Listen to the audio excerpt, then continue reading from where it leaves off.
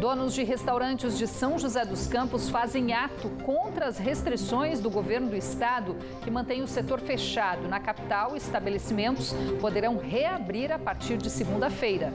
No litoral norte, a Prefeitura de São Sebastião autoriza a reabertura das praias a partir deste fim de semana. Embraer e Sindicato dos Metalúrgicos fazem nova rodada de negociações do plano de demissão voluntária para trabalhadores em licença remunerada. Em ação na Justiça, a categoria alega que dificuldades financeiras da empresa foram causadas pelo fim da negociação com a Boeing e não por causa da pandemia. Em apenas 2 semanas, segundo o nome do primeiro escalão da Prefeitura de Ilhabela, é obrigado a deixar o cargo após determinação da Justiça. Secretário de Planejamento Luiz Lobo não se enquadraria na lei da ficha limpa. E ainda, comerciantes da região recorrem ao drive-thru e ao delivery para diminuir os prejuízos com a pandemia causada pelo coronavírus. Em São José dos Campos, compras entregues aos clientes respondem por 10% do faturamento. Sexta-feira, 3 de julho. O Band Cidade está no ar na TV e também na fanpage do Facebook da TV Band Vale.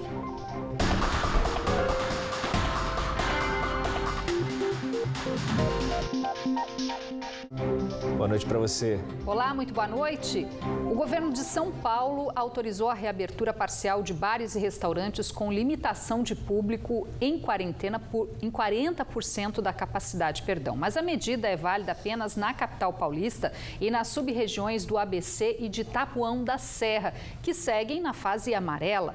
Na nossa região, a situação continua a mesma e na fase laranja, os estabelecimentos do setor seguem proibidos de reabrir as portas, segundo o Plano São Paulo. Em todo o estado, bares e restaurantes devem somar mais de 30 bilhões de reais em prejuízos até o final deste ano, com queda de 40% das receitas, segundo pesquisa IPC-MEPS. Hoje, donos de estabelecimentos fizeram um protesto em São José dos Campos. Os empresários pedem a reabertura do setor. Mesas de bares e restaurantes de São José dos Campos voltaram a ser utilizadas na tarde desta sexta-feira, mas não por clientes. Esta foi a forma de empresários do setor tentarem chamar a atenção das autoridades em uma manifestação na Avenida Anchieta, uma das mais badaladas da cidade.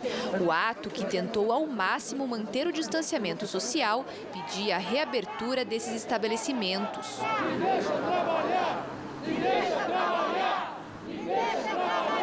Sem conseguir arcar com os prejuízos, a Fernanda teve que fechar um dos 2 negócios. O bar, localizado no Jardim Aquários, tinha 2 anos de funcionamento e 10 funcionários. Eu tive que demitir 10 famílias. Eram 10 famílias que...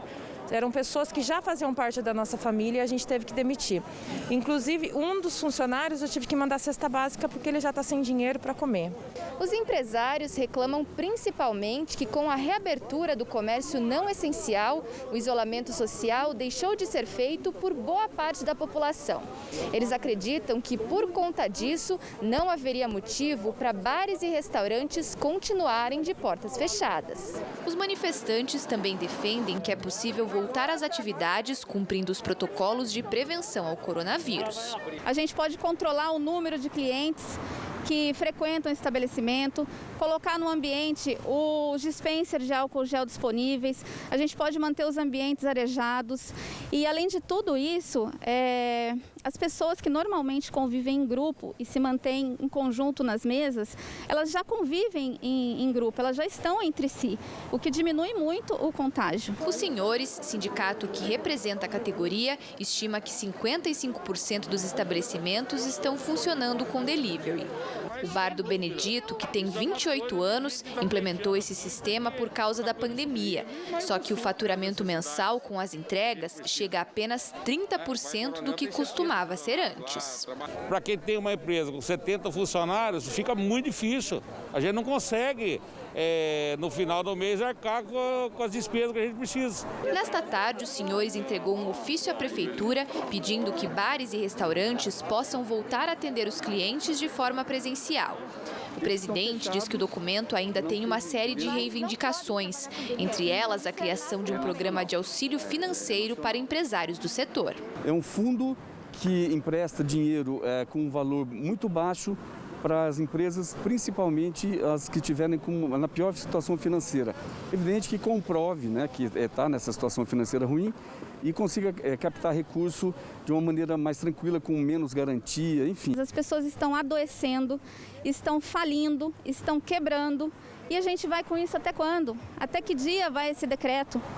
A doença está aí, não vai embora amanhã. A gente precisa aprender a conviver com ela.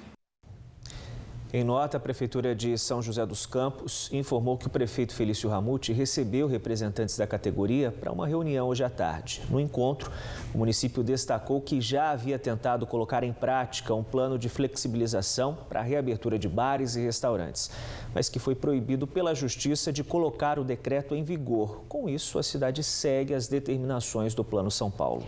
E São José dos Campos confirmou hoje mais 2 mortes por coronavírus. Os pacientes são 2 homens de 68 e 81 anos.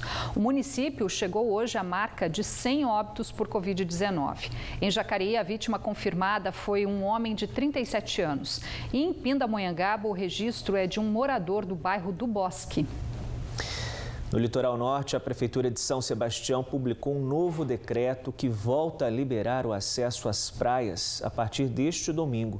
A permanência nas areias será permitida apenas para a prática de esportes individuais e para ambulantes. O uso de máscara também é obrigatório para todos. Ainda no litoral norte, a Justiça de Ilhabela determinou a exoneração do secretário de Planejamento, Luiz Antônio dos Santos, conhecido como Luiz Lobo. A decisão tem como base a lei da ficha limpa. Luiz Lobo foi nomeado em junho do ano passado pela prefeita Gracinha Ferreira, mas, segundo a Justiça, a nomeação é ilegal, pois o secretário tem condenação de 2011 por improbidade administrativa. Há pouco mais de 15 dias, a Justiça também decidiu pelo afastamento da então secretária de Desenvolvimento Social, Nilce Sgnorini, pelo mesmo motivo, condenação por improbidade administrativa no período em que foi prefeita, de 1997 a 2000. Em nota, a Prefeitura de Ilhabela informou que ainda não foi notificada da decisão e, por enquanto, não vai se manifestar sobre o assunto. A Embraer e o Sindicato dos Metalúrgicos de São José dos Campos voltaram a se reunir nesta sexta-feira para discutir o plano de demissão voluntária anunciada pela fabricante de aeronaves. A negociação, que envolve colaboradores em licença remunerada, ainda não teve acordo. As informações com Caroline Rossazzi. Esta é a segunda reunião entre a Embraer e o Sindicato dos Metalúrgicos de São José dos Campos para discutir sobre o programa de demissão voluntária, o PDV. A negociação entre as duas partes começou na manhã desta quinta-feira, mas ainda não teve acordo. A proposta da Embraer é abrir um PDV para os trabalhadores que estiverem de licença remunerada. De acordo com o sindicato, na primeira reunião, a empresa não informou quantos funcionários pretende demitir com a abertura desse programa.